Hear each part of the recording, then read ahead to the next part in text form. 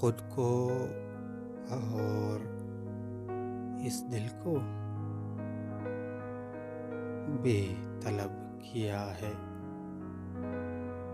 खुद को और इस दिल को बेतलब किया है। मैंने रंजिशों की वजूद को बेसबब किया है। अब तक जिंदा हूँ तुझसे बिछड़ने के बाद। उम्मीद थी कुछ नहीं, दिल ने ये गजब किया है।